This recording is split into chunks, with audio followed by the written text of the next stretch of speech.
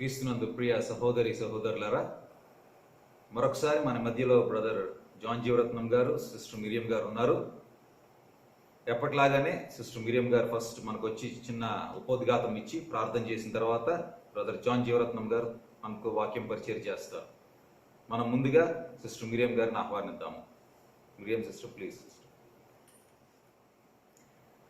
Praise the Lord. దేవునికి స్తోత్రములు. You are blessed and you live well. మీరు ఆశీర్వదింపబడిన వారు, అదే విధంగా మంచిగా జీవించగలుగుతున్నారు. We have to confess this. I live well in Christ. మనము క్రీస్తులో మంచిగా జీవిస్తున్నామని మనం ఒప్పుకోవాలి. Don't hear and look the newses and hear so many things and confuse yourself. అన్ని వైపులా చూస్తూ వార్తలు వినుతూ మనల్ని మనము అయోమయ పరిస్థితిలో పెట్టుకోకూడదు. Only thing, the Lord is my shepherd, I lack nothing. మనం ఒకటే గ్రహించాలి, ఏంటంటే దేవుడు నా కాపరి, నాకు లేమి కలుగదు. Lack nothing. Nothing includes the healing, the health. లేమి ఏది కలగదు అంటే ఏంటి? ఆరోగ్యం కూడా మంచిగా ఉంటుంది, దాంట్లో కూడా మనకి ఏమి లోటు ఉండదు. I lack nothing includes health, wealth and the joy, happiness. నాకు లేమి కలుగుదు అంటే ఏంటంటే మనకి ఆరోగ్యము, ధనము, సంతోషము అన్నీ కూడా కలిగి ఉండటము. That's why I told you, you live well. కనుకనే మీరు మంచిగా జీవిస్తున్నారు అని నేను చెప్తున్నాను. I bless everyone, you are blessed and you live well. నేను అందరినీ కూడా నేను ఆశీర్వదిస్తున్నాను, మీరు ఆశీర్వదింపబడిన వారు, మీరు మంచిగా జీవిస్తున్నారు. And God spoke to me something and it was so exciting to learn His truth because it is our strength. దేవుడు నాకు ఒక వాక్యం ద్వారా నాతో మాట్లాడాడు. అది తెలుసుకున్న తర్వాత నాకు చాలా ఆనందం కలిగింది, ఎందుకంటే అదే మనకి జీవము. In Ephesians 5th chapter, ఎఫీసీయులకు రాసిన పత్రిక 5వ అధ్యాయంలో see in verses 22 to 33, Paul is speaking about marriage, which is Christ and the church. ఎఫీసీయులకు రాసిన పత్రిక 5వ అధ్యాయము 22 నుండి 33 వచనాలు చూసినప్పుడు పౌలు అక్కడ వివాహము గురించి మాట్లాడుతున్నాడు. క్రీస్తు అదేవిధంగా సంఘం యొక్క వివాహం గురించి ఆయన మాట్లాడుతున్నాడు. 5th chapter verses 25 says, husbands, love your wives just as Christ also loved the church and gave himself for her. మనము 25వ వచనం చూసినట్లయితే ఎఫీసీయులకు రాసిన పత్రిక 5వ అధ్యాయంలో, పురుషులారా మీరు మీ భార్యలను ప్రేమించుడి, అటువలే క్రీస్తు కూడా సంఘమును ప్రేమించి, అది 26వ వచనంలో కూడా వెళ్తుంది, తర్వాత చూద్దాం మనం అది. And I don't know how in the world husbands could love their wives like Christ loved the church. ఈ లోకంలో క్రీస్తు సంఘాన్ని ప్రేమించిన విధముగా నిజముగానే పురుషులు భార్యల్ని ప్రేమించగలరా? So I'm not going to talk about here the husband and wife here on this earth. ఈ లోకంలో ఈ భూమి మీద భార్యాభర్తల గురించి నేను మాట్లాడట్లేదు. Christ and the church. క్రీస్తు సంఘము గురించి నేను ఆలోచిస్తున్నాను. He gave himself for the church. And why he gave himself, verses 26, that he might sanctify and cleanse her with the washing of water by the word. మనము తెలుగులోకి వచ్చేటప్పటికి ఏంటంటే 26, 27 వచనాలు కూడా చదవాల్సి వస్తుంది. అది కళంకమైనను ముడత అయినను అట్టిది మరి ఏది అయినను లేక పరిశుద్ధమైనది గాను నిర్దోషమైనది గాను మహిమగల సంఘము గాను ఆయన తన ఎదుట దాన్ని నిలబెట్టుకొనవలెనని వాక్యముతో ఉదక స్నానము చేత దానిని పవిత్రపరచి పరిశుద్ధపరచుటకై దాని కొరకు తన్ను తాను అప్పగించుకొనెను. And verses 27, that he, that is Jesus Christ, might present her, the church, to himself a glorious church, not having spot or wrinkle or any such thing, but that she should be holy and without blemish. మనం మరొకసారి చూద్దాము. కళంకమైనను ముడత అయినను లేకుండా ఉండాలని ఆయన చూసుకుంటూ ఉండాడు సంఘాన్ని. In the Old Testament, even in the book of Esther, those days, for a king to get married with a girl, see, that girl will be brought to the palace, and so many maids will be appointed for that girl, so that they will train her how to be pure, how to be holy, how to dress up, and how to talk to the king. In every area, she will be given the proper training. పాత నిబంధనలో మనం చూసినట్లయితే, Esther గ్రంథంలో ప్రత్యేకంగా మనం చూసినట్లయితే, ఒక రాజు వివాహం చేసుకుంటున్నాడంటే వారు ఆ కాబోయే రాణిని ముందుగానే తీసుకొచ్చి ఎంతోమంది చెలికత్తెల్ని వాళ్ళని పెట్టి వాళ్ళతో ఆవిడికి మొత్తము ట్రైనింగ్ ఇచ్చేవాళ్ళు అనమాట. ఏ విధంగా నడుచుకోవాలి, ఏ విధంగా తయారవ్వాలి, ఏ విధంగా రాజుతో మాట్లాడాలి, అవన్నీ కూడా వీళ్ళు ఆ స్త్రీకి నేర్పించేవాడు. But here Jesus Christ himself, he wanted to present the church to himself, a glorious one, not having spot or wrinkle or any such thing, but that she should be holy and without blemish. మనం గమనించినట్లయితే ఇక్కడ యేసుక్రీస్తు వారే సంఘాన్ని అంత పవిత్రముగా అది ఉండాలి, కళంకం లేకుండా ఉండాలి, ముడత లేకుండా ఉండాలి, పరిశుద్ధముగా ఉండాలి, నిర్దోషముగా ఉండాలని ఆయన చూసుకుంటున్నాడు. And verses 29, for no one ever hated his own flesh, but nourishes and cherishes it, just as the Lord does the church.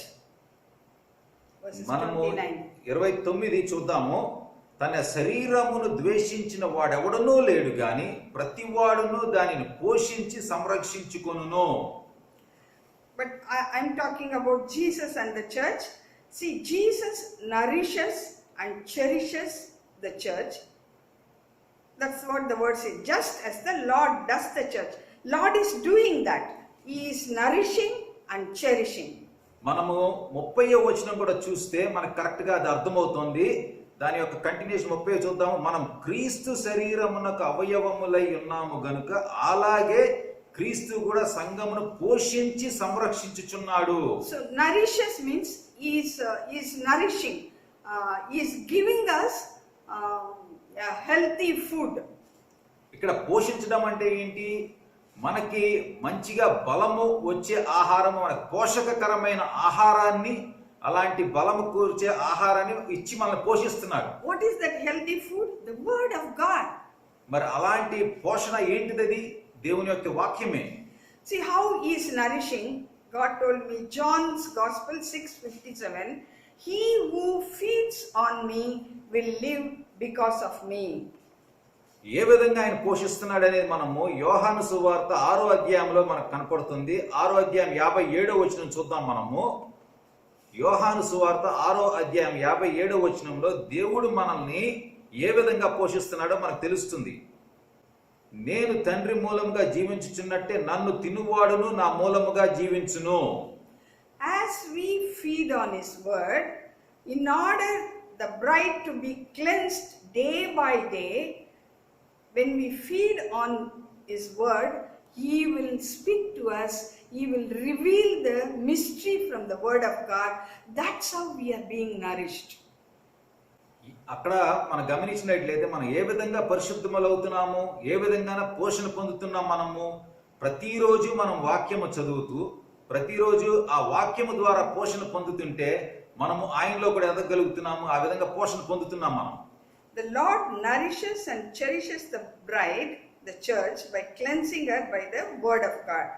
And verses 30 says, Ephesians 5th chapter verses 30, we are members of his body, of his flesh and of his bones. మనము ఎఫెసీయులకు రాసిన పత్రిక 5వ అధ్యాయం 30వ వచనం ఒకసారి చూద్దాం. మనము క్రీస్తు శరీరమునకు అవయవములై ఉన్నాము గనుక అలాగే క్రీస్తు కూడా సంఘమును పోషించి సంరక్షించుచున్నాడు. See, the word clearly says we are members of his body, What does it mean? We are of his flesh and his bones. మనం గమనించాల్సింది ఏంటి? క్రీస్తు శరీరముకు మనకు అవయవాలుగా ఉన్నామంటే ఏంటి? ఆయన యొక్క శరీరంలో భాగాలుగా ఉన్నాం మనము. ఆయన యొక్క శరీరం మన మీద ఉంది, లేకపోతే ఆయన చర్మం కూడా మన మీద ఉందని మనం చెప్పొచ్చు. Now he is in flesh and bones without blood, sitting at the right hand of the Father. ఇప్పుడు ఆయన తండ్రి యొక్క కుడి పార్శ్వమున కూర్చుని ఉన్నాడు. So we are his flesh and his bones. మనము ఆయన యొక్క మరి శరీరముగా ఉన్నాము. You should receive this in your spirit. మన ఆత్మ ద్వారా దీన్ని అంగీకరించాలి. When we are his flesh, any plague can touch us. మనము ఆయన శరీరముగా ఉన్నప్పుడు ఏ తెగులన్నా మనల్ని సోకగలదా? Our bones are his, our flesh is his, and the very breath of our lives are not our breath. He breathed into our nostrils, his breath that we are breathing every day. మనం ఆయనకు శరీరముగా ఉన్నాం, మన ఎముకలు కూడా ఆయన అని చెప్పొచ్చు. మనం శ్వాసే ఆయన శ్వాసముగా ఉన్నప్పుడు మనము ఎంత ధైర్యంగా ఉండాలి, ఏ విధంగా మన దగ్గరికి ఏ తెగులైనా రాగలుగుతుంది. 1 Corinthians 6:17 also says, "He who joined to the Lord is one spirit with him." Jesus is one with the church. కొరింథీయులకు రాసిన మొదటి పత్రిక 6వ అధ్యాయము Yes, Guru. 17వ వచనం చూద్దాము. He who joined to the Lord is one spirit with him. అటువలే ప్రభుతో కలిసికొనువాడు ఆయనతో ఏకాత్మయై ఉన్నాడు. You may be thinking, so am I the part of the body of Christ or the bride? నేను క్రీస్తు యొక్క శరీర భాగముగా ఉన్నానా, లేకపోతే పెళ్లి కుమార్తె సంఘం యొక్క భాగముగా ఉన్నానా అని మీకు అనుమానం రావచ్చు. God sent his son for the whole world. Whoever believes in him, he accepts them. He accepts them as his own children, and they have the privilege of joining the Father God, the Son of God. But for the church, the bride, he has chosen as a special people, chosen generation and his own. తండ్రి అయిన దేవుడు ఆయన కుమారుని లోకంలోకి పంపించి మనందరం కూడా ఆయన యొక్క కుమారులుగా అయ్యే విధంగా చేసిన తర్వాత మనకి ఆయన కుటుంబంలోకి మనం చేరాము. కానీ సంఘము దగ్గరికి వచ్చేటప్పటికి ఏంటంటే ఆ సంఘము ఒక పాత్రగా ఉంది.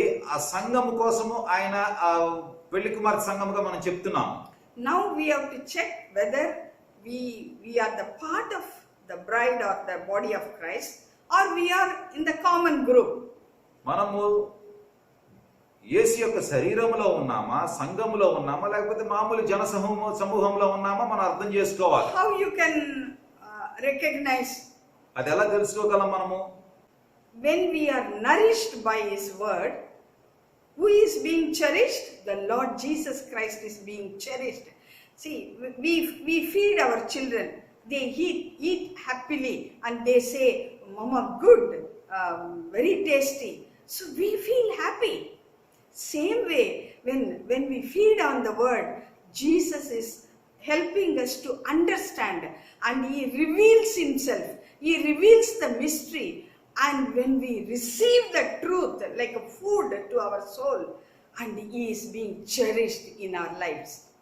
మనము ఆయన యొక్క పోషణ అంటే వాక్యము చదివి మనము దాంట్లో ప్రేరేపణ పొంది ఆయన్ని మనం ఎప్పుడైతే దేవా మీరు మాకు మంచి పోషణ ఇచ్చారని మనం ఎప్పుడైతే ఒప్పుకుంటామో ఆయన కూడా ఆనందిస్తాడు. ఏ విధంగా అయితే మన పిల్లలకి మనము మంచి పోషకాహారం పెట్టి మంచి భోజనం పెట్టినప్పుడు మమ్మీ చాలా బాగుంది భోజనం అని చెప్తారో ఆ విధంగానే మనం కూడా దేవుని దగ్గర ఈ దేవుని యొక్క వాక్యాన్ని మనం తీసుకుని ఆయన సన్నిధిలో మనము అది ఒప్పుకుంటే ఆయన కూడా మనలో ఆనందిస్తాడు, మనల్ని ఇంకా పోషణలో పెంచుతాడు, ఇంకా మనల్ని హెచ్చిస్తాడు. Does our life makes the Lord Jesus Christ to cherish in us? మనలో యేసుక్రీస్తు వారు ఎదిగే విధంగా ఆనందపడే విధముగా మన జీవితాలు ఉన్నాయా? And verses 31, "For this reason a man shall leave his father and mother and be joined to his wife, and the two shall become one flesh." మనము అదే 5వ అధ్యాయం 31వ వచనంలో చూసినట్లయితే, ఎఫెసీయులకు రాసిన పత్రిక 5వ అధ్యాయం 31వ వచనంలో, ఈ హేతు చేత పురుషుడు తన తండ్రిని తల్లిని విడిచి తన భార్యను హత్తుకొనును, వారిద్దరును ఏక శరీరమగుదురు.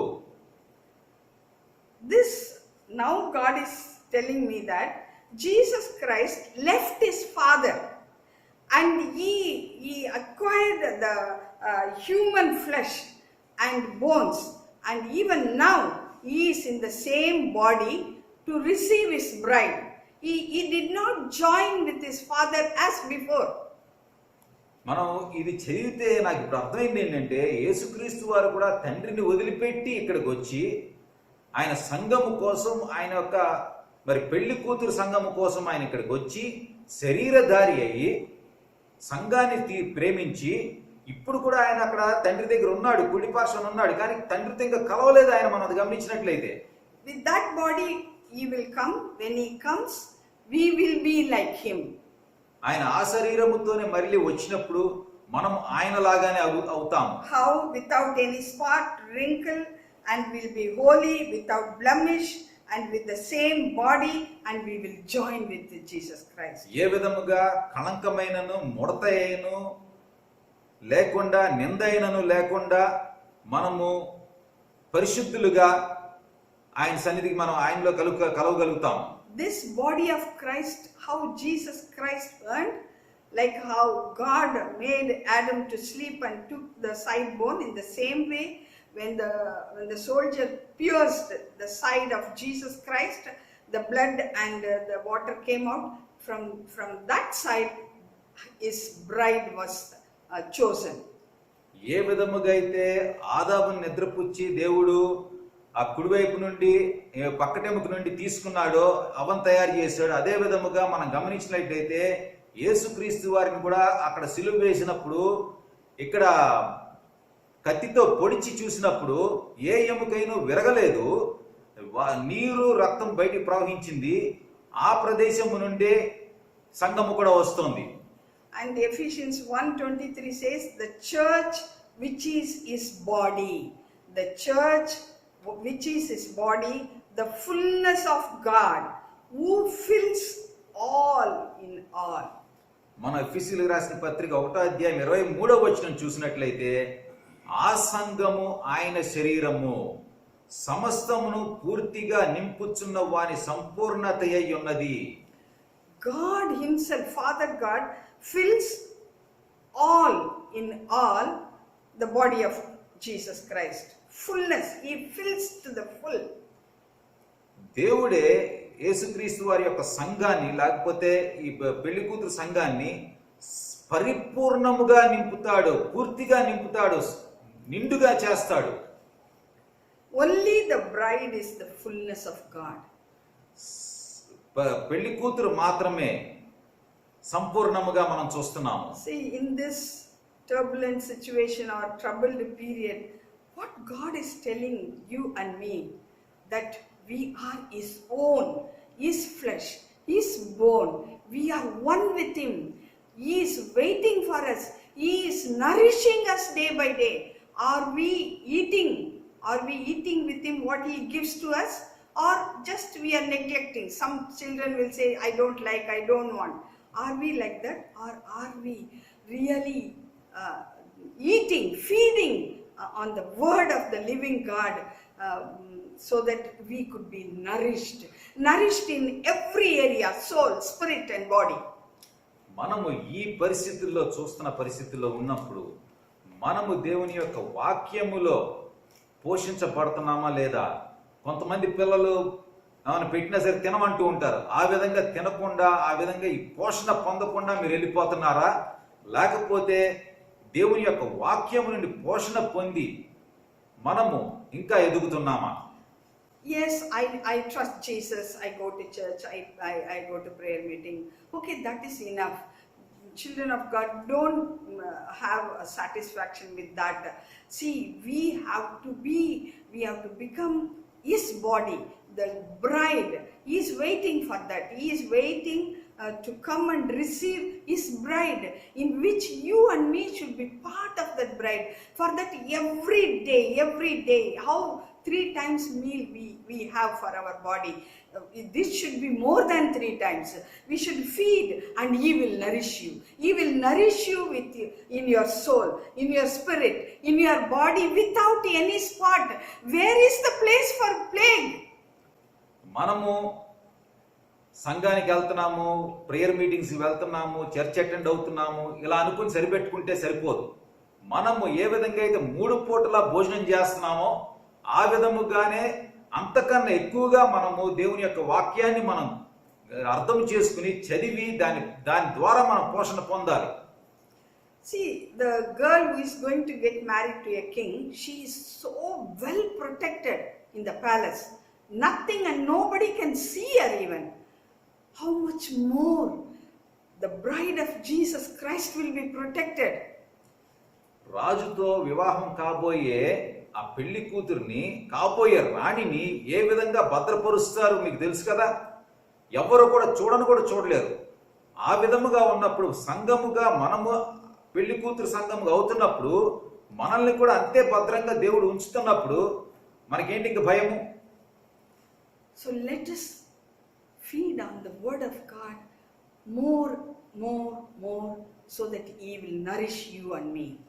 కనుక ప్రియ సహోదరులారా, మనం దేవుని యొక్క వాక్యాన్ని ఇంకెక్కువ చదివి దాని ద్వారా పోషణ పొంది మనము రోజు రోజుకి ఆయన ఏదే విధంగా చేద్దాం మనము. See, verses 32, this is a great mystery, but I speak concerning Christ and the church. See, Paul is writing by the Spirit of God. He wants the husband and wives to be like this relationship. ఇక్కడ పౌలు దేవునిచ్చే ప్రేరేపింపబడి ఈ విధంగా రాస్తున్నాడు. 32వ వచనం చూసినట్లయితే ఎఫెసీయులకు రాసిన పత్రిక 5వ అధ్యాయంలో, ఈ మర్మము గొప్పది, అయితే నేను క్రీస్తును గూర్చి సంఘమును గూర్చి చెప్పుచున్నాను. So you and me, we are one with Jesus Christ, and we are being prepared by a bridegroom himself. మనము యేసుక్రీస్తు వారి యొక్క సంఘముగా ఉన్నాము. మనం గమనించాల్సింది ఏంటంటే యేసుక్రీస్తు వారి స్వయముగా మనల్ని ఆ పెళ్లి కూతురు తయారు చేస్తున్న విధంగా మనల్ని కూడా తయారు చేస్తున్నాడు ఆయన. So he is preparing us, he is nourishing, he is revealing himself. So whatever may be the situation around you, when you believe this, you are the flesh and bone of Jesus Christ. You will be protected supernaturally. మనము ఎప్పుడైతే ఆయన మనల్ని పోషిస్తున్నాడు, ఆయన మనల్ని భద్రపరుస్తున్నాడు, ఆయన మనల్ని తయారు చేస్తున్నాడు సంఘముగా అని చెప్పి మనం ఎప్పుడైతే గ్రహిస్తామో మానవాతీతమైన శక్తి ద్వారా మనము భద్రపరచబడతాము. Let our lives make our bridegroom cherish in us. మన జీవితాల ద్వారా పెళ్లి కొడుకు మనలో ఆనందించే విధంగా చేద్దాం. Amen. Amen. Let us pray. ప్రార్థన చేసుకుందాం. Our most gracious Heavenly Father God, we come to the throne of grace in the name of your Son and our Lord and Savior Jesus Christ. మా ప్రియ పరలోకపు తండ్రి, మీ పాదాల సన్నిధికి, మీ సింహాసనము సన్నిధికి మీ కుమారుడైన యేసు ద్వారా మేము వస్తున్నాము దేవా. Thank you for this day. This is the day that you made for us. ఈ దినాని కోసమై మీకు స్తోత్రాలు చెల్లిస్తున్నాము. మీరు ఇచ్చిన ఈ రోజు దేవా, దీన్ని మేము పరిశుద్ధంగా ఉంచగలిగేటట్టు చేయండి దేవా. The word says rejoice and always rejoice. మీ వాక్యము మేము ఎప్పుడు ఆనందించాలి అని చెప్పి సెలవిస్తోంది దేవా. Yes, Father God, as we feed on the word, as when you nourish us, yes, we could rejoice in every second of our lives. మీ వాక్యము చదివి మీ వాక్యం ద్వారా మేము పోషణ పొందినప్పుడు ప్రతి క్షణము కూడా మేము మీలో ఆనందించగలుగుతాం దేవా. Thank you for the wonderful relationship that Father God has established for his Son and the church. తండ్రి అయిన దేవుడు ఆయన కుమారునికి సంఘానికి ఏర్పరిచిన ఈ సంబంధానికి మీకు స్తోత్రాలు దేవా. Take charge of my brethren, let them receive this truth and let them know that they are being protected. ఈ వాక్యాన్ని వింటున్న నా సహోదరులతో మీరు ఉండండి. వారి వాక్యాన్ని విని వారి సత్యాన్ని తెలుసుకుని మీరు వారిని భద్రపరుస్తున్నారన్న విషయం తెలుసుకునేటట్టు చేయండి దేవా. Continue to speak to us the rest of the time. మిగిలిన సమయంలో కూడా మాతో మాట్లాడండి దేవా. I give you glory, honor and praise. In Jesus Christ's name I pray. Amen. మీకే మహిమ ఘనత ప్రభావం చెల్లిస్తున్నాను దేవా. యేసుక్రీస్తు వారి పుణ్యనామములో అడుగుతున్నాను దేవా. ఆమేన్. I greet you all in the name of our Lord and Savior Jesus Christ. మన ప్రభు అయిన యేసుక్రీస్తు నామములో మీ అందరికి శుభములు తెలియజేస్తున్నాను. In every situation, our God is a good God. ప్రతి పరిస్థితుల్లో కూడా మన దేవుడు చాలా మంచి దేవుడు. Even nowadays, we hear many newses, ఈ కాలంలో ఎన్నో వార్తలు మనం వింటున్నాము. many losses in the family. కుటుంబాల్లో చాలా కోల్పోతున్నారు. Hearing upon all this thing, our strength, our power slowly comes down. ఇవన్నీ వింటున్నప్పుడు మనకున్న ఆ శక్తి, ఆ ధైర్యం అంతా కూడా అలా తగ్గిపోతుంది. And in spite of all these things, the word of God still encourages you and me. ఇవన్నీ ఇలా ఉన్నా సరే దేవుని యొక్క వాక్యము మనల్ని ప్రోత్సాహపరుస్తోంది. So when I was meditating upon the word of God, God gave me a wonderful truth so that you and I will be renewed in our faith. ఈ విషయాన్ని నేను ధ్యానిస్తున్నప్పుడు దేవుడు నాకు మంచి వాక్యాన్ని ఇచ్చాడు. ఆ వాక్యం ద్వారా మనందరం కూడా మరొకసారి ఉత్తేజనం అవుతాము. Let us go to book of Isaiah, యెషయా గ్రంథముకు చూద్దాం. మనము 40th chapter 48వ అధ్యాయం చూద్దాము.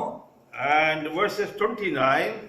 29వ వచనం చూసినట్లయితే, He gives power to the weak, and to those who have no might, He increases strength. యెషయా గ్రంథం 40వ అధ్యాయము 29వ వచనం చూద్దాము.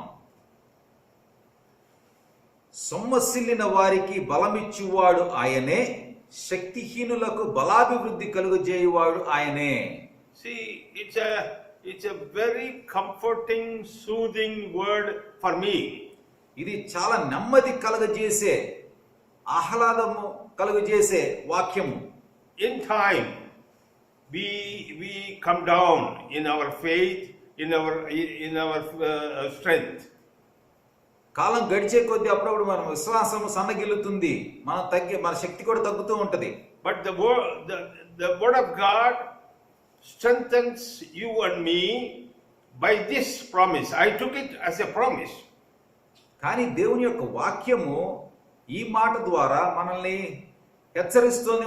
నేను దీన్ని ఒక వాగ్దానంగా తీసుకుంటున్నాను. Here we see two kinds of people. ఇక్కడ రెండు రకాల మనుషులను చూస్తున్నాం మనం. He gives power to the weak. సొమ్మసిల్లిన వారికి బలం ఇచ్చేవాడు. And who is the weak person? సొమ్మసిల్లిన వ్యక్తి ఎవరు? Maybe he doesn't have any faith, any hope. అతనికి ఎటువంటి విశ్వాసము లేదు, ఎటువంటి నిరీక్షణ లేదు అనుకుందాం. But still, the promise is that God gives him the power. కానీ అలాంటి వ్యక్తికి కూడా దేవుడు బలం ఇస్తున్నాడని తెలుస్తోంది మనకి. The second person is, రెండో వ్యక్తి ఎవరంటే, he is losing his might, his strength. శక్తిహీనులు అంటే ఆ శక్తి తగ్గిపోతుంది అన్నమాట. And God wants to increase his strength. దేవుడు అతనికి శక్తిని పెంచాలనుకుంటున్నాడు. And see, there a person absolutely zero in faith. మనం ముందుగా చూస్తే అసలు ఎటువంటి విశ్వాసం లేదు అతనికి. And here this man is having little faith, but it is coming down. రెండో వ్యక్తి ఏంటి, కొంచెం విశ్వాసం ఉంది కానీ తగ్గిపోతుంది అనమాట. There God wants to give you full amount of strength, power to you. మొదటిగా ఆయన పూర్తిగా బలమిద్దాం అనుకుంటున్నాడు. The second person, God wanted to increase your power, strength. రెండో వ్యక్తి దగ్గరికి వచ్చేటికి ఏంటి, అభివృద్ధి కలుగు చేద్దాం అనుకుంటున్నాడు. See what a wonderful God we have, and He wants to take care of every kind of people. ఎంత మంచి దేవుడు మనకున్నాడు. మనం గ్రహించాల్సింది ఏంటంటే ప్రతి రకమైన వ్యక్తికి ఆయన జాగ్రత్తగా ఆయన చూసుకుంటాడు. He doesn't want to leave anyone. ఎవరిని కూడా ఆయన వదిలిపెట్టడు. God's plan is that He wanted to have everyone with Him. ప్రతి ఒక్కరు కూడా ఆయన సన్నిధిలో ఉండాలని ఆయన కోరుకుంటున్నాడు. That is God's love. అది దేవుని యొక్క ప్రేమ. God wanted to give you full power and increase your strength. ఆయన బలమునిచ్చి శక్తిని కూడా అభివృద్ధి చేద్దాం అనుకుంటున్నాడు. See, in today's situation, it is a promise. It is a promise directly from God to you and me. ప్రస్తుత పరిస్థితుల్లో దేవుడు మనకి స్ట్రైట్ గా ఇస్తున్న ఒక వాగ్దానం. People are afraid. జనాలందరూ కూడా భయాందోళనలో ఉన్నారు. People are gripped with the fear. భయం గుప్పిట్లో ఉన్నారు. Who will die? Who will not die? Nobody knows. ఎవరు బ్రతుకుతారో ఎవరు బ్రతికుంటారో తెలియట్లేదు. Recently in my family we lost a big asset. నా కుటుంబంలో కూడా మేము ఒక కోల్పోయాము. And people say that it is COVID-19. వారు చెప్పేది ఏంటంటే మరి కోవిడ్ గురించి చనిపోయారని. But today we claim these verses that God wants to give you and me His power, His strength. కానీ ఈ రోజు మనము ఈ వాగ్దానం నుండి మనం బలం పుంజుకుందాము. ఆయన మనకి బలమిద్దాం అనుకుంటున్నాడు. ఆయన యొక్క శక్తిని కూడా అభివృద్ధి చేద్దాం అనుకుంటున్నాడు మనలో. People think that money, possession or their status is the power to them. జనాలు అనుకునేది ఏంటంటే ధనము, అదే విధముగా ఈ సంఘములో సమాజంలో వాళ్ళకుండే పలుకుబడే వాళ్ళకి బలం అనుకుంటూ ఉంటారు. Somebody is having a wonderful status in the society. They think that everything will be taken care. సమాజంలో మంచి పలుకుబడి ఉంటే, మంచిగా ఉంటే గనక ఆ స్టేటస్ ఉంటే గనక ఏమనుకుంటారు, అంతా అన్ని చూసుకోవచ్చు అనుకుంటారు. But that is not the power of God. That is not the power you need. అది దేవుని యొక్క శక్తి కాదు. అలాంటి శక్తి మీకు వద్దు. And it is not the strength that what you have through your material possessions. మీకు ఈ లోకములో వచ్చిన ఈ వాటి ద్వారా ఉండే శక్తి కాదు అది. Then who gives the real power? మరి నిజమైన శక్తిని ఎవరిస్తారు? Turn with me Psalm 68 verses 35. నాతో పాటు కీర్తనలు గ్రంథము చూద్దాము.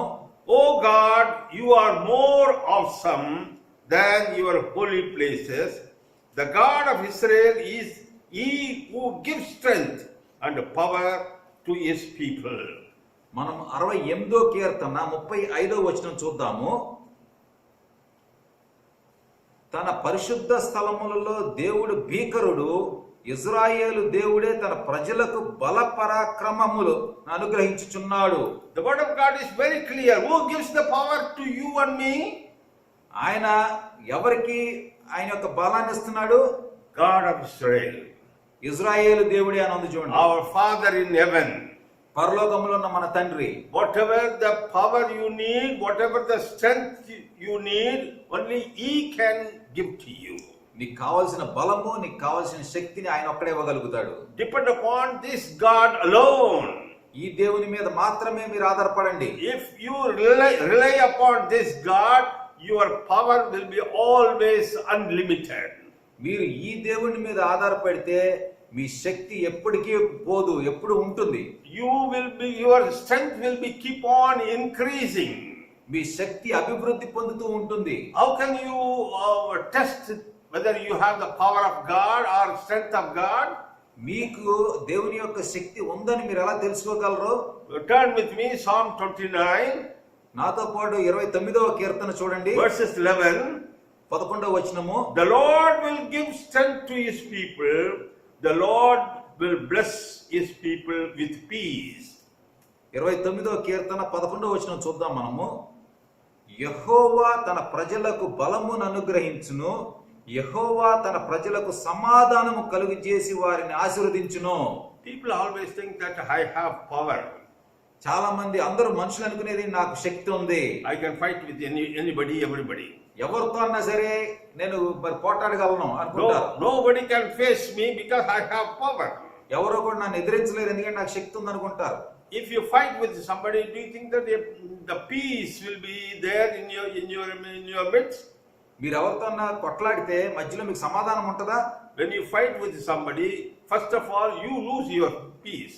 మీరు ఎవరితో పోట్లాడితే మొదటిగా మీకున్న మనశ్శాంతి పోతుంది. If you talk harshly with somebody, that night your sleep will be disturbed. మీరు ఎవరితో కొంచెం కఠినంగా మాట్లాడితే ఆ రోజు రాత్రి మీకు సరిగ్గా నిద్ర పట్టదు. Definitely you will have that experience. అలాంటి అనుభవం మీకు కూడా ఉండి ఉంటుంది.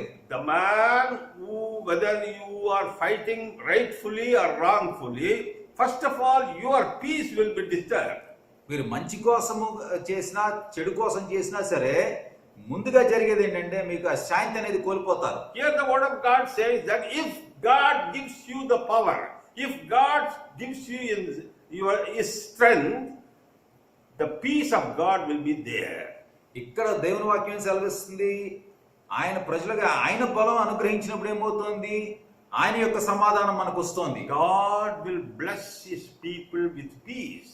ఆయన ప్రజలను ఆయన సమాధానం కలుగు చేస్తాడు. Dear brothers and sisters, ప్రియ సహోదరి సహోదరులారా, you and I need this power, is this strength. ఈ శక్తి మనకు కావాలి, ఈ బలం మనకు కావాలి. How to get this power and strength? ఈ శక్తి ఈ బలం ఎలా పొందగలుగుతాము? It is a mystery that God has a plan, God has a device, method to receive this power. దేవునికి ఒక ప్రణాళిక ఉంది, దేవుని ఒక పద్ధతి ద్వారా ఆయన ఇది చేయగలుగుతాడు. Turn with me, book of Zechariah. నాతో పాటు జకరియా గ్రంథం చూడండి, 3rd chapter, 3వ అధ్యాయము verses 6. 6వ వచనము. So he answered and said to me, this is the word of the Lord to Zerubbabel, not by my might, nor by my power, but by my spirit. Zechariah 4వ అధ్యాయము 6వ వచనం చూసినట్లయితే, అప్పుడతడు నాతో ఇట్లనెను, జెరుబ్బాబెలునకు ప్రత్యక్షమగు యెహోవా వాక్కు ఇదే, శక్తి చేతనైనను బలము చేతనైనను గాక నా ఆత్మ చేతనే ఇది జరుగునని సైన్యములకు అధిపతి యెహోవా సెలవిచ్చెను. We were talking about God's power, God's might, God's strength. మనం ఇప్పటి వరకు కూడా దేవుని యొక్క శక్తి గురించి, ఆయన యొక్క బలము గురించి మాట్లాడుతూ వచ్చాము. Suddenly here the word of God is not by my power, not by my might, but by my spirit. ఇక్కడ మనం గమనించినట్లయితే శక్తి చేత కాదు, బలము చేత కాదు, కానీ ఆత్మ చేతనే అని ఉంది. What is this? The power of the Spirit of God. దేవుని యొక్క ఆత్మ యొక్క శక్తి అంటే ఏంటి? See, the Old Testament, God directly talking to his servants, his ministers, his kings, providing them the power, the might. పాత నిబంధనలు మనం చూసినట్లయితే దేవుడు వారితో సూటిగా ఆ రాజులతో అవనివ్వండి, ప్రవక్తలతో అవనివ్వండి, ఆయన యొక్క యాజకులతో అవనివ్వండి మాట్లాడుతూ ఉండాడు. And so that they could overpower, they could fight and win their enemies. ఆ విధంగా సూటిగా మాట్లాడటం ద్వారా వారందరూ కూడా వారి శత్రువులు జయించగలుగుతూ ఉండారు. All this power, might, strength is temporary in those days. ఆ కాలంలో ఈ శక్తి, బలం అనేది కొద్ది కాలమే ఉంటూ ఉండిందన్నమాట. See, when David wanted to go and have fight with the enemies, దావీదు వెళ్ళి శత్రువులతో పోరాడాల్సి వచ్చినప్పుడు he will go to the presence of God and ask the Lord, shall I go and fight with them? దేవుని సన్నిధికి వెళ్ళి దేవుడితో అడిగేవాడు, నేను అతనికి వాళ్ళు వెళ్ళి పోట్లాడిన వాళ్ళతో వద్దని, యుద్ధం చేయనా వద్దని అడిగేవాడు. The Lord will say, go, my power, my presence will be with you. వెళ్ళు, నేను నీకు తోడై ఉంటానని చెప్తాడు. After the fight, after the victory, the presence and the power of God will be taken away. ఆ విజయం తర్వాత, ఆ యుద్ధం తర్వాత దేవుని యొక్క శక్తి వెనక్కి తీసుకుంటూ వెళ్ళిపోతారు అన్నమాట. He has to do the same formula every time. ప్రతిసారి కూడా యుద్ధానికి వెళ్ళక ముందు ఇదే చేయాల్సి వస్తుంది. But in New Testament, God's plan is something new, different. కానీ కొత్త నిబంధనలో దేవుని యొక్క ప్రణాళిక వేరుగా ఉంది. We are blessed people that the Spirit of God, but by my Spirit, the Spirit of God gives you power, strength and might. కానీ మనము నిజంగా ఆశీర్వదించబడి వారము, మనకి దేవుని యొక్క ఆత్మ ద్వారా మనకి బలము, శక్తి, పరాక్రమం లభిస్తోంది. See, the moment the Lord was ascending to heaven after the resurrection, పునరుద్ధానము చెందిన తర్వాత యేసు ఆరోహణం అవుతున్నప్పుడు he was giving a wonderful commandment, a secret commandment to his disciples. ఆయన యొక్క శిష్యులకి ఆయన చాలా మంచి ఒక మాట చెప్తూ ఉండాడు. What is that? Luke 24th chapter, verses 49. అదేంటో చూద్దాం మనము. లూకా సువార్త 24వ అధ్యాయము 49వ వచనము. Behold, I send the promise of my Father upon you, but tarry in the city of Jerusalem until you are endued with the power from on high. లూకా సువార్త 24వ అధ్యాయం 49వ వచనం మనం చూద్దాము. ఇదిగో నా తండ్రి వాగ్దానము చేసినది మీ మీదికి పంపుచున్నాను, మీరు పైనుండి శక్తి పొందు వరకు పట్టణంలో నిలిచియుండుడని వారితో చెప్పెను. The Spirit of God is the promise of God. దేవుని యొక్క ఆత్మే దేవుని యొక్క వాగ్దానం. Who promised to whom the Spirit of God?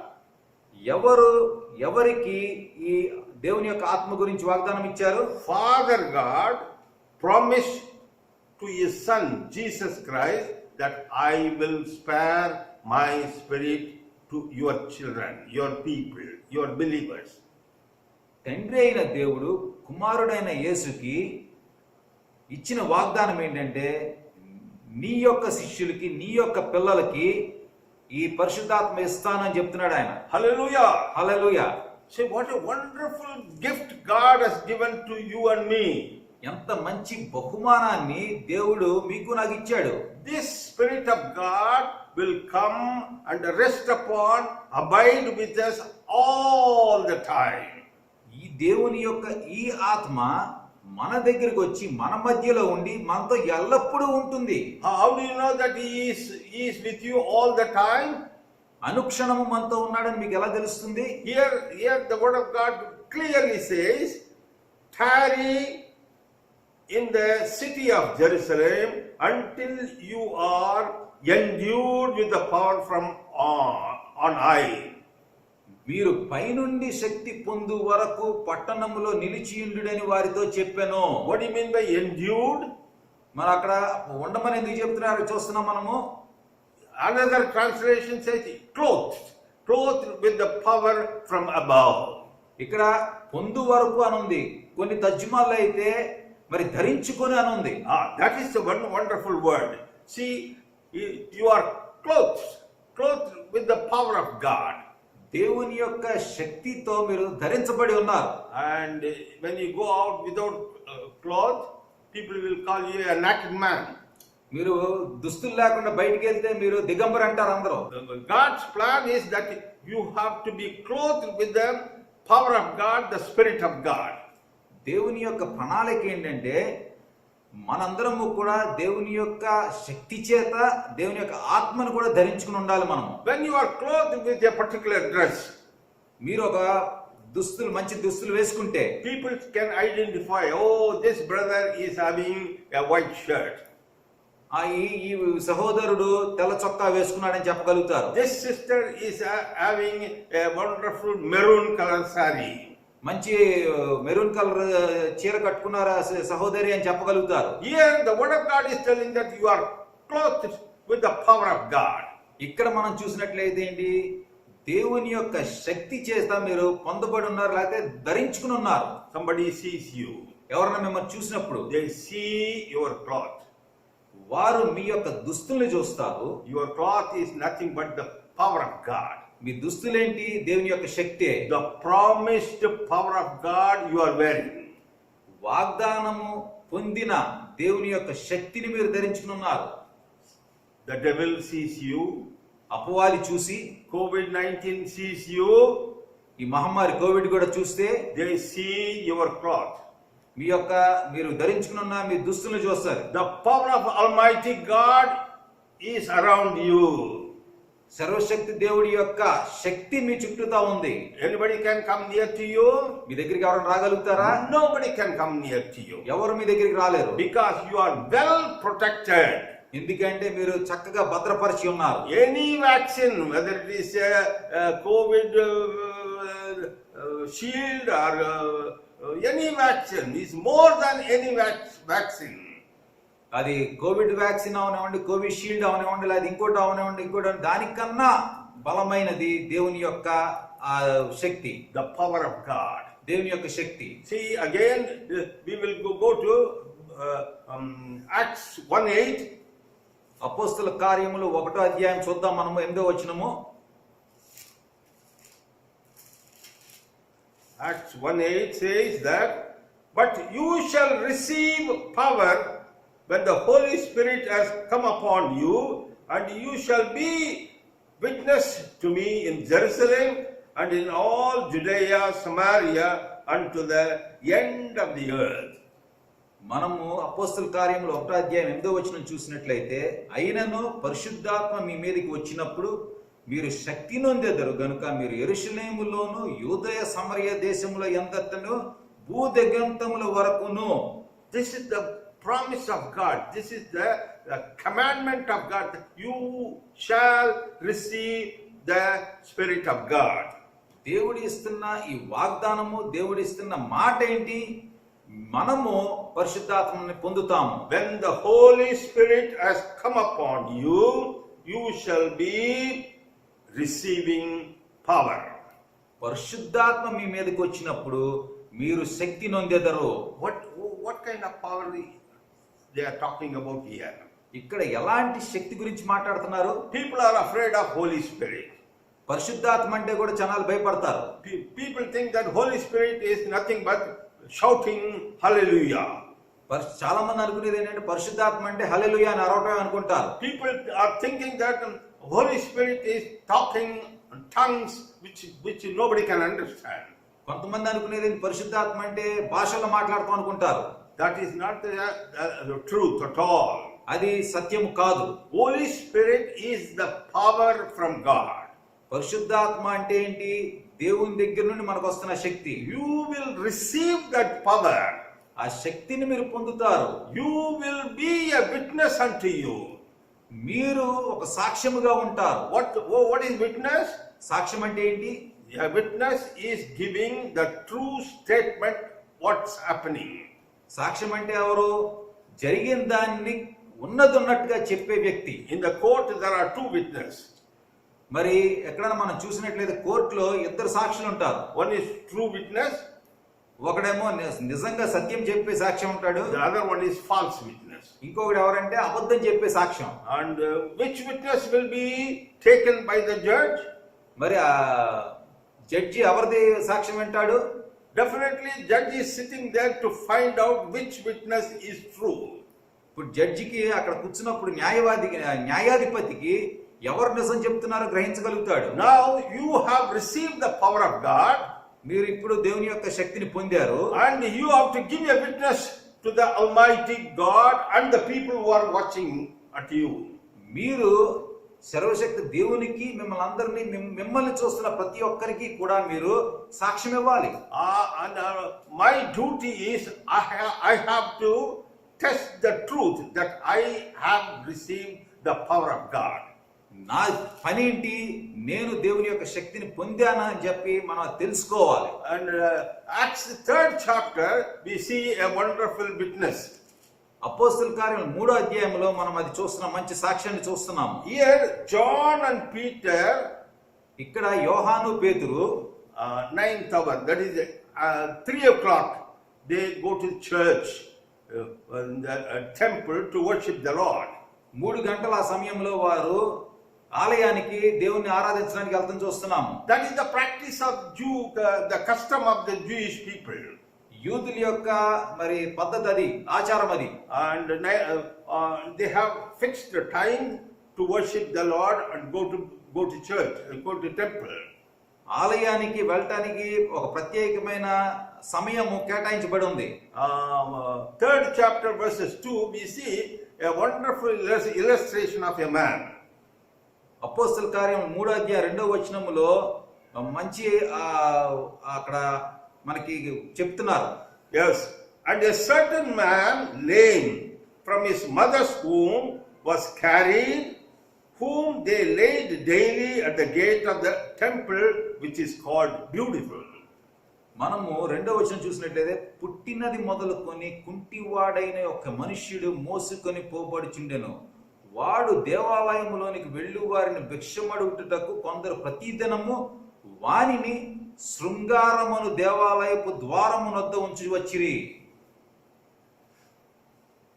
Gate of temple called Beautiful is decorated with a lame man. శృంగారమును దేవాలయపు ద్వారం దగ్గర ఎవరున్నారు? పుట్టుకతో కుంటివాడు ఉన్నాడు అక్కడ. What was his job sitting there? అక్కడ అతని యొక్క పనేంటి? Begging those who come in, go out. ఆ ఆలయంలోకి దేవాలయంలోకి వెళ్తున్న వారిని, బయటకు వస్తున్న వారిని భిక్షం అడగటం. And somebody used to carry that man and keep him every day. ఎవరో అతన్ని మోసుకుని తీసుకెళ్ళి అక్కడ ప్రతిరోజు పెట్టేవారు. Because those who carry that man, they will also get some money. ఎందుకంటే అతను మోసుకెళ్ళి పెట్టే వాళ్ళకి కూడా కొంచెం డబ్బులు వస్తాయి. People will not give alms to normal people. సాధారణమైన వారికి, మంచిగా ఉండేవారికి ఎవరు కూడా భిక్షం వేయరు. And only handicapped people will be given alms. ఇలాగ ఏదో ఒక లోపం ఉన్న వారికే భిక్షం ఇస్తూ ఉంటారు. One day somebody asked me why there are so many beggars in India. ఎవరో నన్ను ఒకసారి అడిగారు, మీ భారతదేశంలో ఎంతమంది భిక్షాటకులు ఎందుకున్నారు అని అడిగారు. I told them that without beggars, Indians cannot live, survive. నేనేం చెప్పానంటే ఈ భిక్షగాళ్ళు లేకుండా మన భారతదేశం జీవించలేదని చెప్పాను నేను. Whether you go to church or temple or mosque, you can see lot of beggars sitting around. మీరు దేవాలయంకి వెళ్ళండి, చర్చికి వెళ్ళండి, మసీదుకి వెళ్ళండి, ఎక్కడ చూసినా సరే ఇలాగ భిక్షము తీసుకునే వాళ్ళు ఉంటారు. A fine believer go to church and worship the Lord. చాలా విశ్వాసి, మంచి విశ్వాసి దేవుని సన్నిధికి వెళ్ళి మరి ప్రార్థన చేసుకుంటాడు. After the church is over, he is coming out. అతను ఆ ప్రార్థన అయిన తర్వాత బయటకు వస్తున్నాడు. His eyes are looking for beggars. అతని యొక్క చూపు ఎక్కడ ఉంటుంది? ఈ భిక్ష అడుక్కునే వాళ్ళ మీద ఉంటుంది. He worshiped the Lord. అక్కడ దేవుణ్ణి ఆరాధిస్తున్నాడు. He has given offering there. అక్కడ కూడా కానుకలు ఇచ్చాడు. A small portion is still in his pocket. కొంత ఇంకా అది జేబులో ఉంది అన్నమాట. He wanted to give to the beggars. ఆ బయట ఉన్న బెచ్చగాళ్ళకి ఇద్దాం అనుకుంటున్నాడు. If there is no beggars, అక్కడ బెచ్చగాళ్ళు లేకపోతే he is disappointed. అతను నిరాశ చెందుతాడు. And he will ask, where are the beggars, brother? ఇక్కడ మరి వచ్చిన వాళ్ళందరూ బెచ్చగాళ్ళు ఏమయ్యారని అడుగుతారు. They need beggars to show their affection by giving alms to them. భారతీయులకి వారి యొక్క మరి బెచ్చగాళ్ళకు కూడా వాళ్ళకు ఉన్న ప్రేమను చూపించడానికి ఇలా కానుకలు ఇస్తూ ఉంటారు. You cannot stop begging in India. భారతదేశంలో అడుక్కోవడం అనేది ఆపలేరు మీరు. Maybe the same story in Jerusalem. యెరూషలేంలో కూడా అలాంటి పరిస్థితేనేమో. See, this man is in the right place. Beautiful gate. In front of beautiful gate, an ugly lame man is sitting. చాలా మంచి ప్రదేశంలోనే ఉన్నాడని చెప్పాలి మనము. శృంగారమును దేవాలయం ద్వారం దగ్గర ఇతను పుట్టుకతో కుంటివాడు ఉన్నాడు అక్కడ. Seeing Peter and John about to go into the temple, he asked for alms. 3వ వచనం చూసినట్లయితే పేతురును యోహానును దేవాలయములో ప్రవేశింపబోవునప్పుడు వాడు చూచి భిక్షమడుగగా. And fixing his eyes on him with John and Peter said, look at us.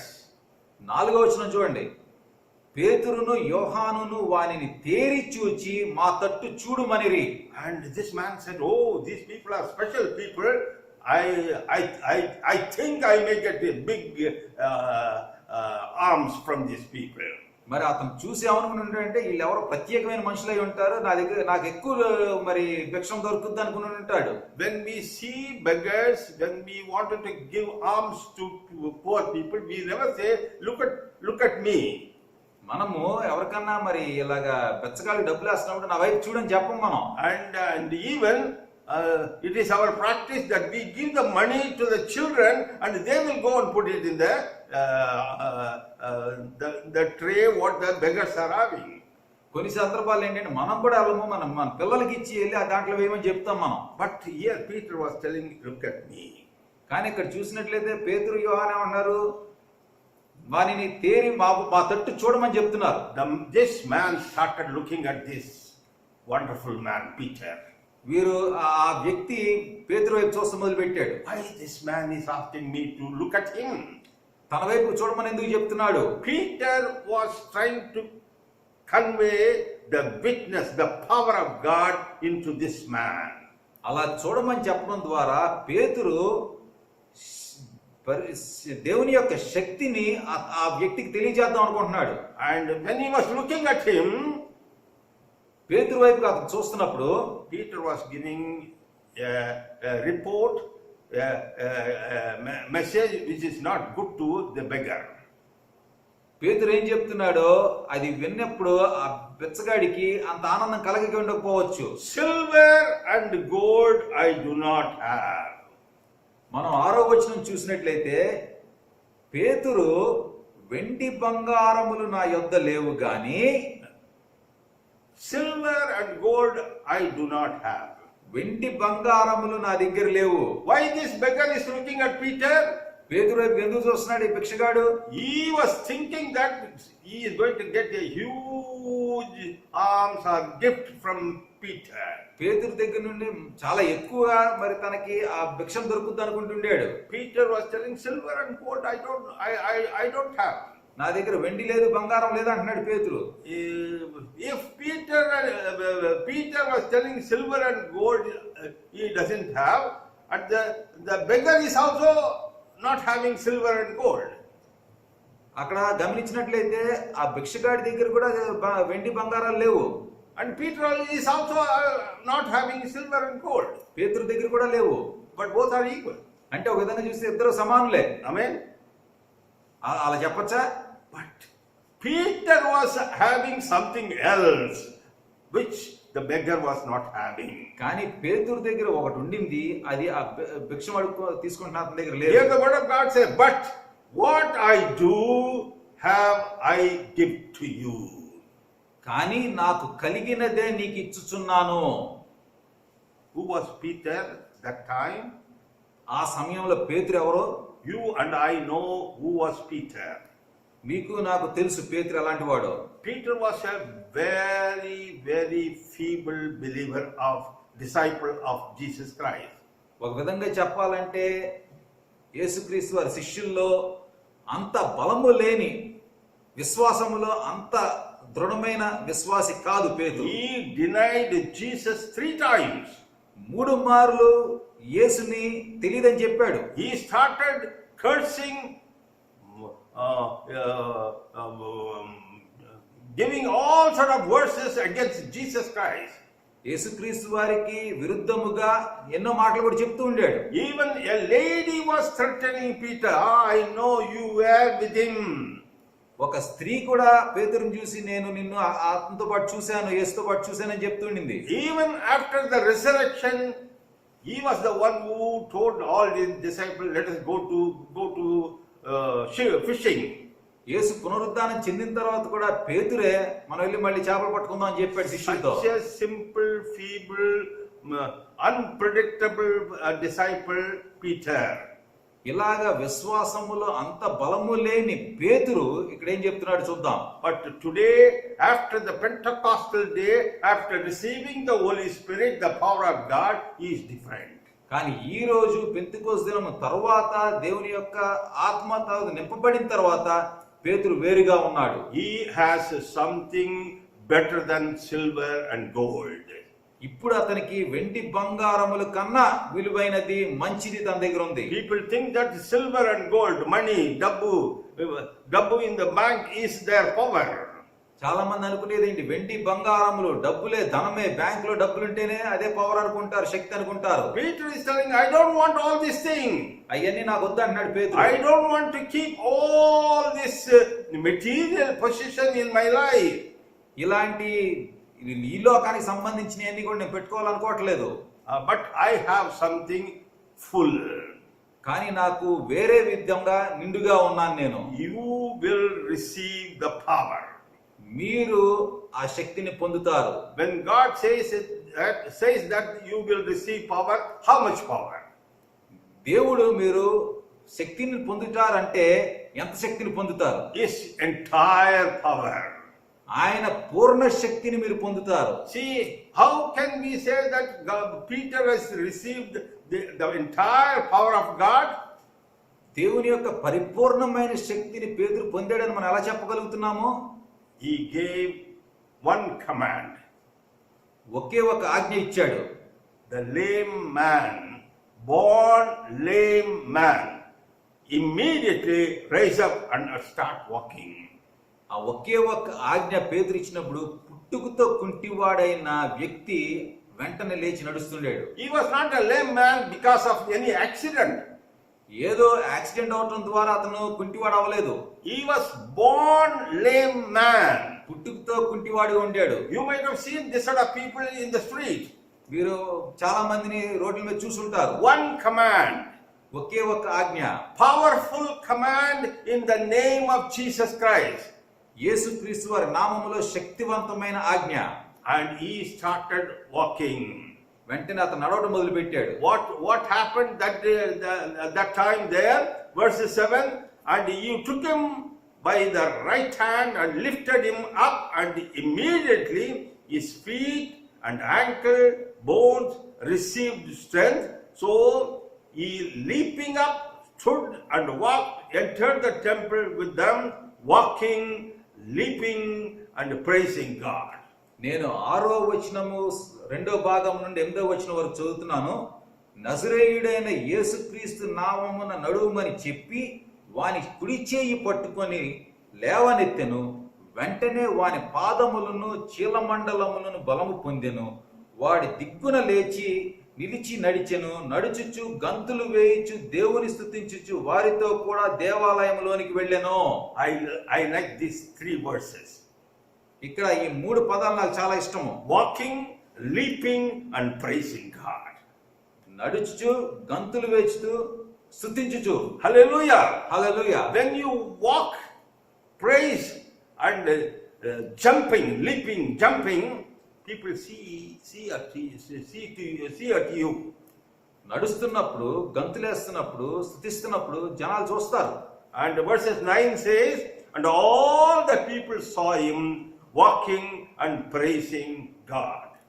అప్పుడు అక్కడ మనం చూసినట్లయితే ప్రజలందరూ కూడా ఇతను అలాగా స్తుతించడం నడుస్తూ చూస్తున్నారు. And everybody knows that he was a beggar sitting in the beautiful gate begging every day. ఆ చూసిన వాళ్ళందరికి కూడా ప్రతిరోజు ఇతను శృంగారమున దేవాలయం ద్వారం దగ్గర కూర్చుని అడుక్కుంటున్నాడని అని తెలుసు. But now they are filled with amazement, wonder in their heart. ఇప్పుడు వాళ్ళందరూ కూడా వారి హృదయాల్లో విస్మయం పొందారు. That is the witness. అదే సాక్ష్యం.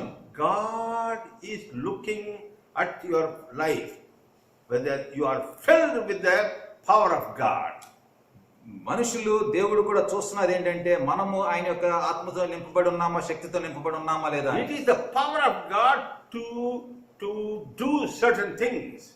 దేవుని యొక్క శక్తి ద్వారా మనం కొన్ని పనులు చేయగలుగుతాం. See, always in science we see the power does something. మనము సైన్స్ లో కూడా ఎప్పుడు చూసేది ఏంటంటే శక్తి ఏదో ఒకటి పని చేస్తూ ఉంటది. The mechanical power or electrical power, you can see the end result of it. మనం ఏ శక్తినైనా మెకానికల్ దానివ్వండి, విద్యుత్ దానివ్వండి, దాని యొక్క చివరి పరిస్థితి చూస్తాము. God has filled you with the power. దేవుడు ఆయన యొక్క శక్తిచే మనల్ని నింపాడు. What is the outcome of the power of God? దాని యొక్క ప్రతిఫలం ఏంటి? See, 2 Corinthians 3rd chapter, కొరింథీయులకు రాసిన 2వ పత్రిక 3వ అధ్యాయం చూసినట్లయితే 17 verses. 17వ వచనంలో, Now the Lord is the Spirit, and where the Spirit of the Lord is, there is liberty. మనము కొరింథీయులకు రాసిన 2వ పత్రిక 3వ అధ్యాయం 17వ వచనం చదువుదాము. ప్రభువే ఆత్మ, ప్రభు యొక్క ఆత్మ ఎక్కడ నుండునో అక్కడ స్వాతంత్ర్యము నుండును. The Lord is Spirit. ప్రభువే ఆత్మ. Now that Spirit is within you. ఆ ఆత్మ మీలో ఉంది. He has clothed you with His Spirit. ఆయన యొక్క ఆత్మచే మనల్ని ధరింపజేశాడు, ఆయన కప్పాడు మనల్ని. The first outcome of the filling of the Spirit of God is you should be liberated from all the clutches of the devil. మొట్టమొదటి జరిగేది ఏంటి అలాంటప్పుడు? అపవాది యొక్క బంధకాల నుండి మీకు స్వాతంత్రం కలుగుతుంది. I am set free from any sort of evil things, sin, sickness, through the Spirit of God. దేవుని యొక్క శక్తి ద్వారా ఆత్మ చేత నేను ప్రతి ఒక్క బంధకాన్ని, అది పాప బంధకం అవనివ్వండి, అనారోగ్యం బంధకం అవనివ్వండి, అన్నిటి నుండి విముక్తి కలుగుతుంది. That is how we change day by day to the image of God. ఆ విధముగానే రోజు రోజుకి మనము దేవుని యొక్క ప్రతిబింబంగా మారతాము. In next verse it is clearly says, రేపు తర్వాత వచ్చిన మనకు తెలుస్తోంది, the glory of the Lord are being transformed into the same image from glory to glory, just as by the Spirit of the Lord. మనమందరమును ముసుగులేని ముఖముతో ప్రభు యొక్క మహిమను అద్దము వలె ప్రతిఫలింప చేయొచ్చు, మహిమ నుండి అధిక మహిమ పొందుచు ప్రభువగు ఆత్మ చేత ఆ పోలికగానే మార్చబడుచున్నాము. The first act of the Holy Spirit is changing you and me. పరిశుద్ధాత్మ యొక్క మొట్టమొదటి పని ఏంటంటే మిమ్మల్ని నన్ను మార్చడము, Liberating or setting us free from all the bondages of the devil. స్వతంత్రులుగా చేయటము, లేకపోతే మనల్ని అపవాది యొక్క బంధకాల నుండి విముక్తి కలిగజేయటము. And changing every day, day by day, to the image of Jesus Christ. యేసు యొక్క ప్రతిబింబముగా అద్దము వలె మనం కనపడే విధముగా మార్చడం అనేది అతని పరిశుద్ధాత్మ పని. Let us turn to book of Isaiah 61 chapter. యెషయా గ్రంథము 61వ వచనం మనం చూద్దాము. And here we see very clearly, it is a promise given to Jesus Christ, the Son of God. ఇక్కడ 61వ అధ్యాయములో యేసుక్రీస్తుకి ఇచ్చిన వాగ్దానం మనం చూస్తున్నాము. The verses 1 says, the Spirit of the Lord God is upon me, because the Lord has anointed me to preach good tidings to the poor. 1వ వచనం చూసినట్లయితే 61వ అధ్యాయము యెషయా గ్రంథము, ప్రభువు యెహోవా ఆత్మ నా మీదికి వచ్చి ఉన్నది, దీనులకు సువర్తమానము ప్రకటించుటకు యెహోవా నన్ను అభిషేకించెను. This was a prophecy for Jesus Christ, who has to come to this world as the Son of God. తండ్రి యొక్క కుమారునిగా, దేవుని యొక్క కుమారునిగా యేసుక్రీస్తు వారి లోకానికి రావటానికి గల ప్రవచనం ఇది. And today we share the same glory, having the Spirit of God anointed me. అదే శక్తి, అదే ఆత్మ మనలో కూడా ఉంది ఈరోజు. The Spirit of God, when comes upon you, the power of God comes upon you, the first job you will be doing is, you will be preaching good news, good tidings to the poor. మనకి ఎప్పుడైతే పరిశుద్ధాత్మ మనలోకి వస్తుందో, మనకు ఆ శక్తి ఎప్పుడైతే వస్తుందో, మనం మొట్టమొదటి చేసేది ఏంటి? దీనులకి సువర్తమానం పంచుతాం మనం. How can I preach, brother? I am not that educated, I am not well versed in the Bible verses. How can I preach? నాకు మరి దేవుని యొక్క వాక్యంలో అంత ఇది లేదు, నేను అంత ఇదిగా నేను చదవలేదు కూడా, నేను ఏ విధంగా సువర్తమానం ప్రకటించగలను అనగచ్చు. By witnessing the power what you have in your life. మీ జీవితంలో ఉన్న ఆ పరిశుద్ధాత్మ యొక్క శక్తిని మీరు సాక్ష్యంగా చూపించడం ద్వారా. How can you witness the power what you have in your life? మీ జీవితంలో ఉన్న శక్తిని మీరు ఎలా చూపించగలుగుతారు? Two things. రెండు విషయాలు. One is showing that you are liberated or set free from all your old sin or life. ఒకటేంటంటే మీరు పాత పాపము నుండి, ఆ బంధకాల నుండి కూడా విముక్తి కలిగారని చూపించడము. Number two, you can show people that you have a power to help them, poor people, to help them to come out from the same situation what you had in your life.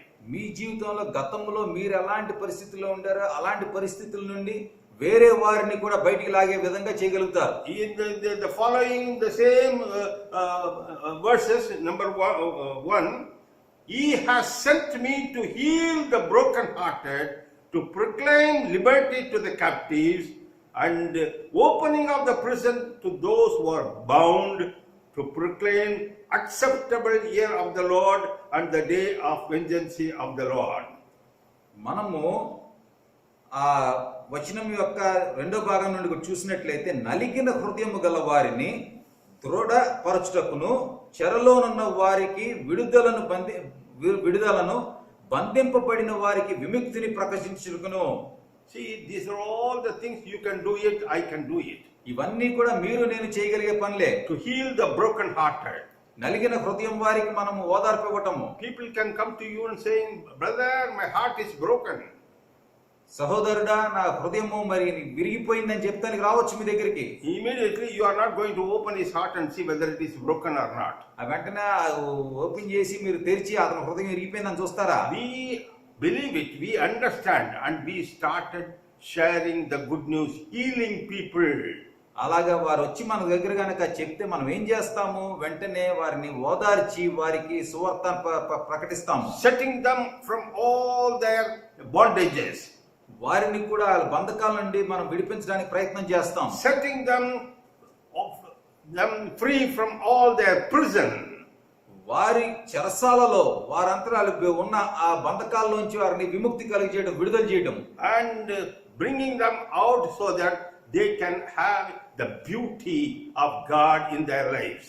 ఆ విధముగా వాళ్ళని విడుదల కలగజేయడం ద్వారా దేవుని యొక్క అందము, దేవుని యొక్క ఆనందం వారి జీవితాల్లో కూడా ఉంటుంది. Oil of joy for those who are mourning. మనము తెలుగులో చూసినట్లయితే యెహోవా హితవత్సరమును, మన దేవుని ప్రతిదండన దినమును ప్రకటించుటకును, దుఃఖాక్రాంతులందరినీ ఓదార్చుటకును. Garment of praise. మనము చూసినట్లయితే ఉల్లాస వస్త్రములు ధరింపజేయుటకు. Hallelujah. Hallelujah. When people see you, you should be always happy because the Spirit of God is within you. మిమ్మల్ని చూసినప్పుడల్లా కూడా మీరు ఎప్పుడు కూడా ఆనందముతో ఉండాలి. ఎందుకంటే దేవుని యొక్క ఆత్మ మీలో ఉంది. People will be scratching their head. How this lady, how this man is so happy in midst of all the trouble what he is having. ఇన్ని కష్టాలు ఉన్నా సరే ఈ వ్యక్తి ఏ విధముగా ఇంత ఆనందంగా ఉండగలుగుతున్నాడు, సంతోషంగా ఉండగలుగుతున్నాడు అని చూసి వాళ్ళు విస్మయం చెందాలి. And whatever you lost in your life, the Spirit of God will help you to rebuild all the old ruins. మీరు పోగొట్టుకున్న వాటన్నిటినీ కూడా దేవుని యొక్క ఆత్మ మీరు మరొకసారి పొందుకునే విధంగా చేస్తుంది. And you can repair all your ruined cities. మీరు నాశనం అయిపోయిన మీ పట్టణాలన్నింటినీ కూడా సరిచేయగలుగుతుంది. No more confusion, only rejoicing in the Lord. ఇంకెటువంటి అనుమానము లేదు, దేవునిలో ఉల్లాసము చెందటమే. The Spirit of God can bring all this sort of miracles in your life. దేవుని యొక్క ఆత్మ మీ జీవితంలో ఇలాంటి అద్భుతాలను చేయగలుగుతుంది. And it is there with you for everlasting, everlasting. అది నిరంతరము మీతో ఉంటుంది. This double portion of the promise of God, the gift of God will be always with you. ఈ దేవుని యొక్క ఈ బహుమానము, దేవుని యొక్క ఈ శక్తి మీతో ఎప్పుడు కూడా ఉంటుంది. Hallelujah. Hallelujah. This is the plan of God to give you power to increase your strength. ఇది దేవుని యొక్క ప్రణాళిక, మీకు శక్తినివ్వటము, మీ యొక్క బలాన్ని అభివృద్ధి చేయటము. And again, if we go back to Isaiah 40, మరొకసారి మనం యెషయా గ్రంథం 40వ అధ్యాయం చూసినట్లయితే verses 30, even the youth shall faint and be weary, and the young man shall utterly fall, but those who wait on the Lord shall renew their strength. They shall mount upon the wings of eagles. They shall run and not be weary. They shall walk and not faint. మనము 40వ అధ్యాయము 30-31 వచనాలు చూసినట్లయితే బాలురు సొమ్మసిల్లుదురు, అలయుదురు, యవ్వనస్తులు తప్పక త్రొట్టిల్లుదురు. యెహోవా కొరకు ఎదురు చూచువారు నూతన బలము పొందుదురు. వారు పక్షిరాజుల వలె రెక్కలు చాపి పైకి ఎగురుదురు. అలయక పరిగెత్తుదురు, సొమ్మసిల్లక నడిచిపోవుదురు. Dear brothers and sisters, ప్రియ సహోదరి సహోదరులారా, let us claim a new strength from the Lord today. ఈ రోజు దేవుని దగ్గర నుండి మన నూతనమైన శక్తిని పొందుదాము. Lord, renew our strength with your new strength. మీరు మా శక్తిని మీ కొత్త శక్తితో నింపండి దేవా. Because we are the children entitled to receive your promise. That is the Spirit of God. మీ వాగ్దానము పొందే అర్హత కలిగిన మేము మీ పిల్లలుగా ఉన్నాము దేవా. And you- ఆత్మని మాకు ఇవ్వండి. You are not the God to look the outer of me. మీరు నా బాహ్యముగా కనపడేదాన్ని చూసే దేవుడు car. Because I am bought by the precious blood of Jesus Christ. నేను యేసుక్రీస్తు వారి యొక్క ప్రశస్తమైన రక్తముచే కొనబడిన వాడిని. My soul is cleansed by the precious blood of Jesus Christ. నా యొక్క ఆత్మ యేసుక్రీస్తు వారి ప్రశస్తమైన రక్తముచే కడగబడి ఉంది. My soul is empty to receive the power of God. దేవుని యొక్క బలాన్ని పొందటానికి నా ఆత్మ సిద్ధముగా ఉంది. Pour out your Spirit upon me. నా మీద మీ ఆత్మ నింపండి, పంపించండి. Let me receive your power. మీ బలాన్ని నేను పొందేటట్టు చేయండి దేవా. Let me be set free from all sort of bondages, and let me set free from any sin. నేను ప్రతి ఒక్క బంధకము నుండి విడుదల కలిగి నాలో ఏమన్నా పాపం ఉంటే దాన్ని కూడా నాకు విముక్తి కలిగి చేయండి దేవా. And work for you, serve you in truth and spirit. మీకోసం పనిచేసి మీ యొక్క పనిలో నేను ఆత్మతో సత్యముతో చేయగలిగేటట్టు చేయండి దేవా. Dear brothers and sisters, ప్రియ సహోదరి సహోదరులారా, today you need more power. ఈ రోజు మీకు ఎక్కువ బలం కావాలి. Today you need more strength. మీకు ఎక్కువ శక్తి కావాలి. Your strength should be keep on increasing. మీ శక్తి అభివృద్ధి చెందుతూ ఉండాలి. The Lord is ready to give you or pour out His Spirit upon you. దేవుడు మీ మీదకి ఆయన యొక్క బలాన్ని, ఆయన యొక్క శక్తిని, ఆయన యొక్క ఆత్మని పంపించడానికి సిద్ధంగా ఉన్నాడు. As the deer pants for water, దుప్పి నీళ్ల కోసం ఎదురు చూస్తున్నట్టు let us pant for the Spirit of God. దేవుని యొక్క ఆత్మ కోసం మనము ఆశపడదాము. God is ready to pour out, fill you with His own Spirit. ఆయన యొక్క ఆత్మచే మిమ్మల్ని నింపడానికి ఆయన సిద్ధంగా ఉన్నాడు. Today, this is the time of the Spirit of God.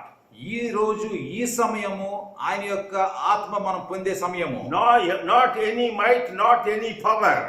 ఏ బలము కాదు, ఏ శక్తి కాదు, Only by the Spirit of God. కేవలము దేవుని యొక్క ఆత్మ చేతనే. Let us run the race with the Spirit of God.